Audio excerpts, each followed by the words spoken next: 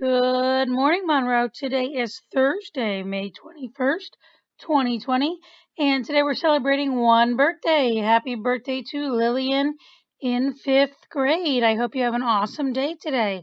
Today's features include Craft Corner with Mrs. Brandt, a campfire story with Miss Campbell. We are then going to read a book with Mrs. Brooks, and of course, a joke of the day with Miss Chill. Friends, be kind and leave a legacy. I will see you tomorrow. Hi Monroe, welcome back to Mrs. Brandt's Craft Corner. Today I have with me Gabby, say hi Gabby, and Wesley. Hi. We're going to show you how to make lanterns for your camping trip. You're going to need either a glass jar or a plastic bottle that is see-through. You're going to need some Mod Podge or Elmer's glue and water, a paintbrush, and some tissue paper in yellow and orange, and a candle. So the first thing we're going to do, you're going to take your tissue paper and tear it into small pieces. Then you're going to take your paintbrush and your Mod Podge and apply the tissue paper to the outside of your lantern.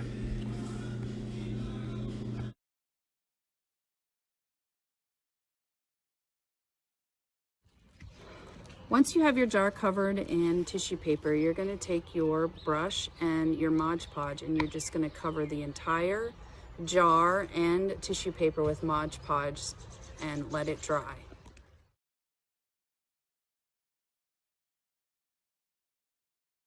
After your Mod Podge has dried, you can take wire or ribbon to make a handle for your lantern if you'd like. Then you can add a candle inside your lantern to create the light that you see here. If you have a plastic container, you're going to want to use an electric tea light. If you have a jar, you could use a votive candle or a tea light that has a flame with an adult's permission. I hope you enjoyed this edition of Mrs. Brandt's Craft Corner, and I will see you next week. Happy camping. Bye, Monroe. Hey Monroe, happy camping week. One thing that you could do while you're camping is sit around a fire and tell stories. These could be funny stories, scary stories, silly stories. It can be a story that you make up or maybe a story that you heard before. You could even share memories with your family or your friends. Today I'm going to tell you a story. Here we go. At the end of a long, dark road is a long, dark path. At the end of the long, dark path is a lone, dark house. And the lone, dark house has a single, dark door. Behind the single, dark door is a long, dark hall. At the end of the long, dark hall are some tall, dark stairs. At the top of the tall, dark stairs is a long, dark balcony. At the end of the long, dark balcony is a big, dark room. In the big, dark room is a big, dark closet. In the big, dark closet is a big, dark door. Behind the big, dark door are some steep, dark stairs. At the top of the steep, dark stairs is a dark, dusty attic. In the dark, dusty attic is a big, dark chest. In the big, dark chest, there's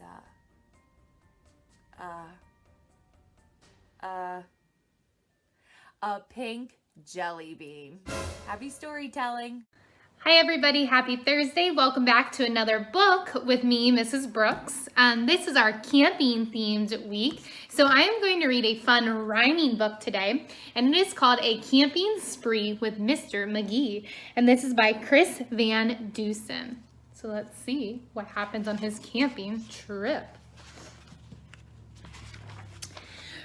Early one morning at 7:03, Mr. McGee and his little dog Dee packed up the camper and hitched up the load, hopped in the Rambler, and then hit the road. They drove to the mountains far from the sea for 2 nights of camping, or possibly 3. "There's nothing like camping," said Mr. McGee. "I know you will love it. Just you wait and see. The views are fantastic. There's hardly a sound. Aside from the wildlife, there's no one around. And the air is so sweet, you'll sleep like a log," said Mr. McGee to his small spotted dog. A few hours later, they took a sharp right and found a great spot to lay camp for a night. It was high on a hill with a beautiful view of Mount Adams, Mount Lincoln, and Jefferson too. But perhaps the most wonderful feature of all was the brook that ran over a steep waterfall. How pretty. Dee gathered pine cones and branches and logs. McGee made a campfire and cooked some hot dogs. And as the sun set behind far distant knolls, they sat roasting marshmallows over the coals. As the embers went out, they felt tired and dozy, so they climbed in their bunk beds all comfy and cozy. But while they were falling asleep without care, along came a stumbling, bumbling bear. Oh no. A kindly old bear whose sight wasn't so clear. He couldn't see far and he couldn't see near, but he could smell marshmallows, sticky and sweet. The smell made him hungry. He wanted a treat. You can see right here the little bag of marshmallows. He sniffed out the place where the marshmallows lay, but the car and the camper were in the bear's way. Yet that didn't stop the sneaky old snitch. He simply tried squeezing right under the hitch. And as he was shimmying into the gap, he pushed up the hitch, which let go with a snap. Uh-oh, so maybe you're predicting what's going to happen to their camper. Now that camper and the car were untied. They started to roll down the rocky hillside. The car bounced away on the old logging road while the camper was heading to where the stream flowed. It flew down the hill in a wild bumpy ride with Dee and McGee sleeping soundly inside. Oh, what's gonna happen? They were snoring and snoozing, enjoying a dream, when splash went the camper right into the stream. The splash shook the camper. They bumped out of bed. "Now what in the world was that?" McGee said. And when he looked out and saw where they were, his hair stood on the end, and so did Dee's fur. They were caught in the rapids, but that wasn't all. Uh-oh. They were headed smack dab for the big waterfall. Dee and McGee both started to quiver as faster and faster they headed down river. But just when they thought they'd fallen over the edge, the camper got stuck on a rock at the ledge. So there they were, stranded, McGee and his pup, on the top of a waterfall 50 feet up.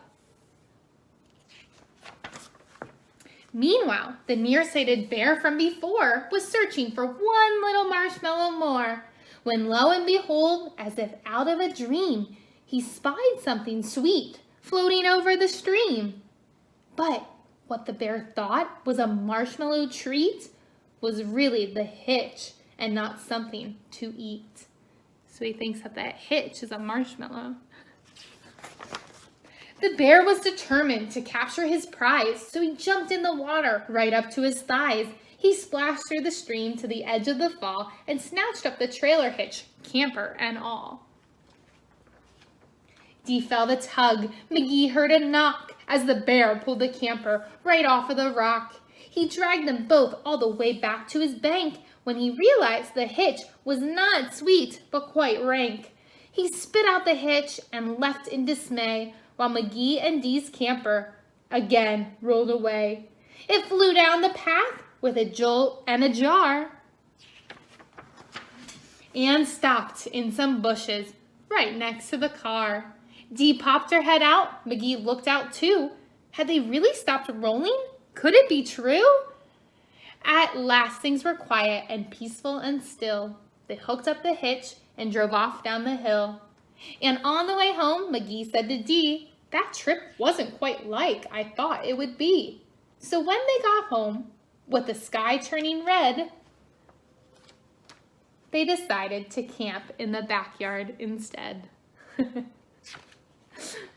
I hope you guys like that book, Monroe. I think it's really cool that you can go camping at really cool places like they did, like next to the river, but you can also camp in your backyard and have fun with your family that way.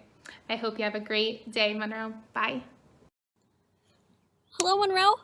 Miss Jill here. Joke of the day. Where did the camper keep their money? At the riverbank. Bye, Monroe.